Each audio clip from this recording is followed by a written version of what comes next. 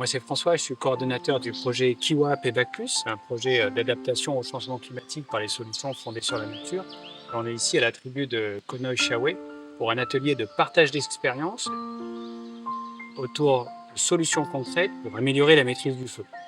Et améliorer la maîtrise du feu, c'est notamment pour protéger l'eau qu'on boit, mais l'eau de la rivière, avec tout ce que ça représente. Et ici, là, ce week-end, on a eu une grosse pluie. Et voilà, il y a plein de sable, plein de terre qui sont descendus. Et les gens de la tribu, ils nous disent que c'est la première fois qu'on a vu la situation aussi grave que ça.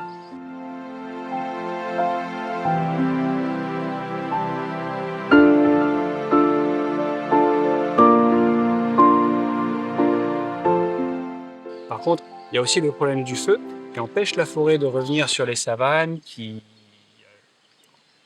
donnerait de l'ombre si elle était là. Et le feu, effectivement, c'est un élément qui est extrêmement important dans toutes les sociétés humaines, et même les sociétés très développées ont toujours du feu quelque part dans un moteur ou dans une cuisine, dans une usine. Et ici aussi, dans les sociétés traditionnelles, le feu est un élément très important, y compris un élément culturel et spirituel. Néanmoins, effectivement, on peut parfois avoir des usages du feu intensifs, fréquents, importants, qui peuvent finir par brûler des surfaces très importantes. Et on s'aperçoit ici à Konoye-Shawe, en discutant avec les gens ici, qu'il y a des usages importants, notamment en lien avec la pratique de la chasse au cerf. Donc, travailler avec les chasseurs, quelque part, c'est faire trois coups avec une pierre. On crée de l'emploi, on lutte contre un fléau dans les forêts, sur les sols, sur les rivières et l'eau, et on améliore la maîtrise du feu, comme ça a pu déjà être démontré, par exemple au Montpellier avec l'association d'Ayudik et dans d'autres endroits. En travaillant avec les chasseurs, pour l'environnement, proche des gens, on peut améliorer la maîtrise du feu.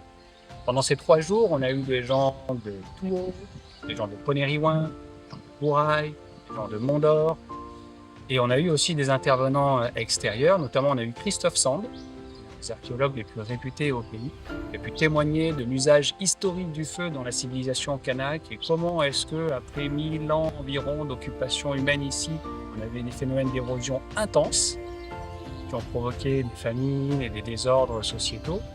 Mais la société kanak a été résiliente, s'est restructurée, a fait une sorte de révolution agroécologique en mettant en place les taraudières inondées et les grands billons d'immeubles, et en structurant la société de manière très forte avec ces systèmes de chefferie qui a perduré pendant plus de 1000 ans jusqu'à l'arrivée effectivement des grandes épidémies en lien avec les contacts européens, mais qui perdurent encore aujourd'hui d'une certaine manière.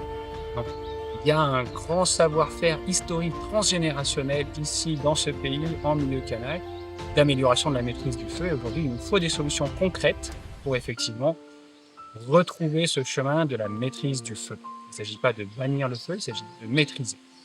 Tous les gens du pays sont arrivés avec des solutions concrètes dans leur panier, comme les pare-feux végétalisés, comme les formations et l'équipement de sortes de brigades de feu, comme plusieurs coutumiers qui sont arrivés avec des règles coutumières, avec des règlements intérieurs pour structurer l'usage du feu. Et on peut voir ici à Konoye-Shawe qu'en 2011, il y a eu une coutumière mise en place. Et on a divisé par 2 les surfaces brûlées entre 2011 et 2012 jusqu'à présent. Et aujourd'hui, on voit le Conseil des clans ici à Konoye-Shawe qui veut se restructurer sur ce règlement intérieur pour effectivement encore réduire les surfaces brûlées et encourager davantage encore les chasseurs à bien réguler les cerfs pour réduire les populations et améliorer, restaurer l'état des forêts, du sous-bois, des sols et finalement récupérer une eau, on espère, de grande qualité pour les générations futures.